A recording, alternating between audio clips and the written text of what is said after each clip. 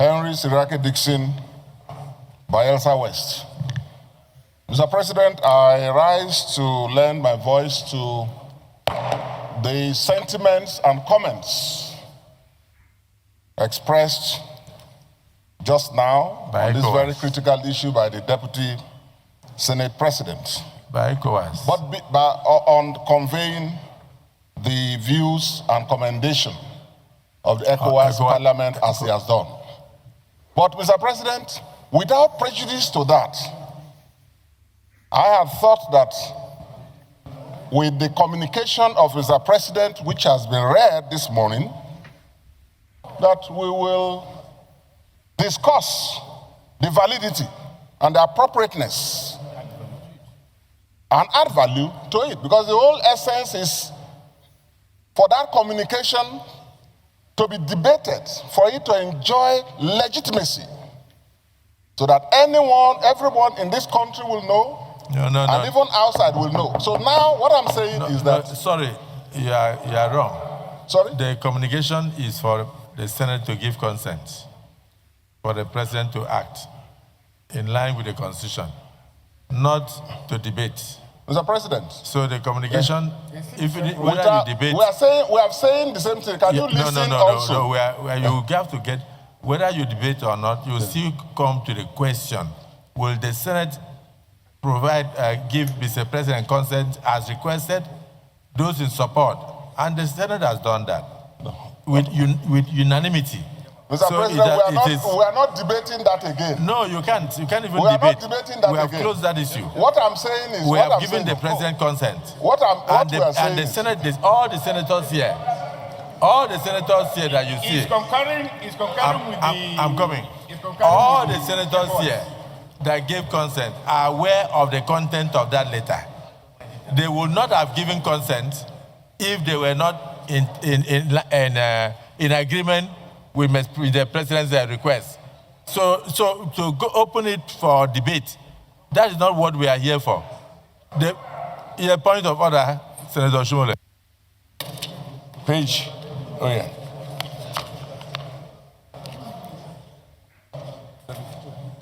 Yeah. Mr. President, sir, with your permission, I read. Please proceed. Any senator may challenge the opinion of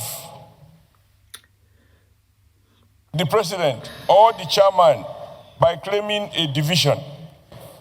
No, I think I'm reading the wrong one.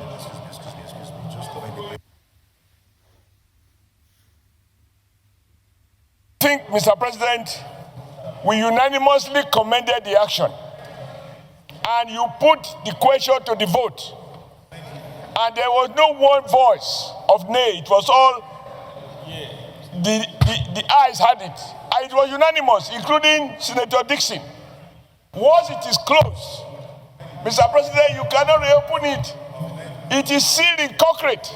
Our endorsement of the action is total. It is not open to further conversation.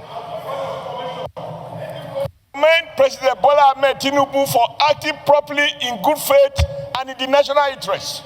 It could have been dangerous to have an unelected group in our borders near Lagos. That is where patriotism comes in. And we have voted in unison across the north, south, east, west to endorse the action. I commend the president. He has acted well, and I commend your leadership.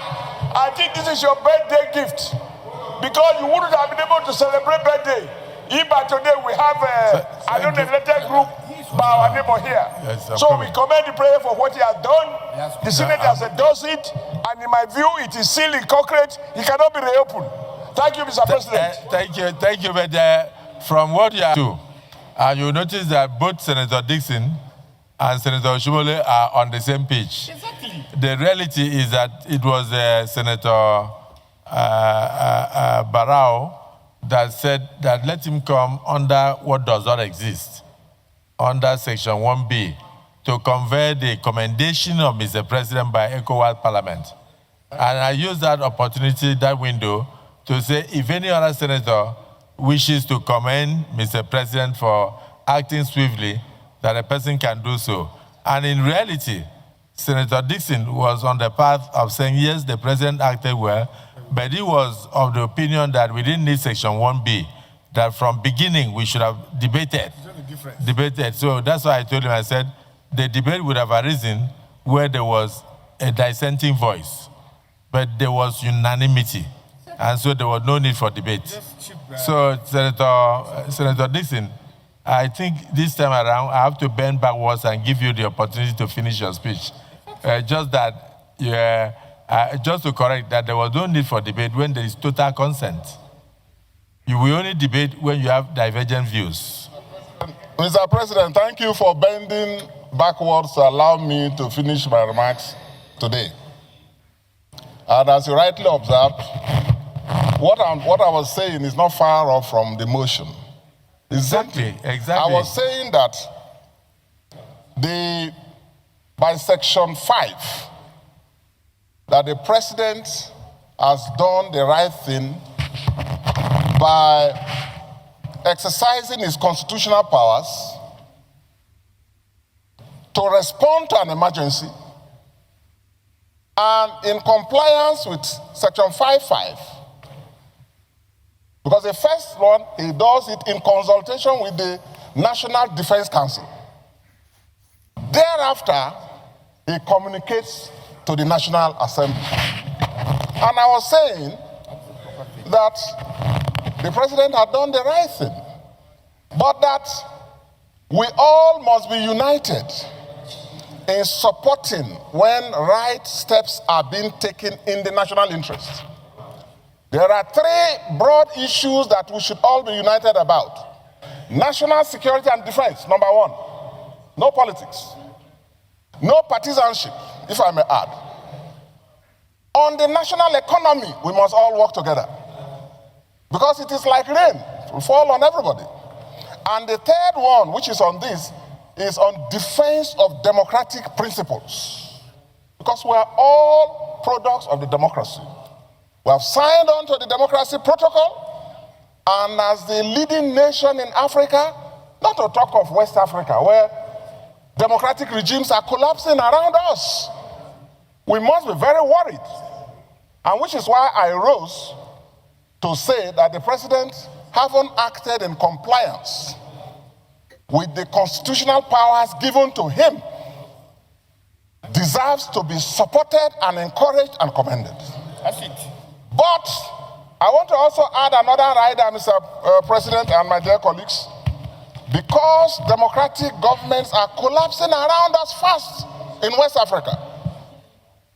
We must call on all elected leaders within the sub-region and in Africa generally to rise up to promote democracy within their nations and stop undemocratic practices that have alienated their populace and allowing the governments not to enjoy legitimacy and popular support. This is not about Nigeria or any one nation. It could be true about all nations, whether you are talking of Guinea, Bissau, or Mali, or Burkina Faso, all around us, and now just by our next door neighbor, Benin Republic. The president did the right thing by deploying national security assets to protect the democratic regime. But that's not enough, Mr. President. We have to call on the president to rally around the leaders of the West African sub-region to stem the tide and also endeavor, do their best to run constitutional, popular, democratic governments in accordance with the constitutions and the laws. Thank you very much. Senator Dickson, you will see that his speech made a lot of sense. And I need to also further explain to you that while sitting here, I have a bird's eye view of every single senator. So if there was an indication that there was any dissenting view, I would have opened the issue up for the discussion and debate. But every person was in agreement. We were all in what you call in law, in consensus ad idem. We were all in agreement. That was why we knew that the president was in order and that he acted in the best interest of not just Benin Republic, but in the best interest of Nigeria first. Benin Republic is too close. And insecurity in Benin Republic will affect Nigeria adversely.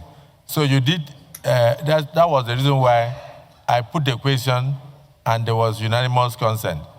But when the Deputy Senate President informed me that there was a message from ECOWAS Parliament, who are meeting even at the moment, that they should bring the message here that in looking at any request from Mr. President, the ECOWAS Parliament would like to commend the President for acting not just in the constitutionally, but also swiftly to save democracy. You have also pointed out that the President should go further to invite his colleagues in West Africa to a meeting where they will discuss democratic ethos and good governance to ensure freedom of speech, freedom of movement, and avoid undemocratic actions in their states. And for this, I also commend you. And I assure you that Mr. President will get the message.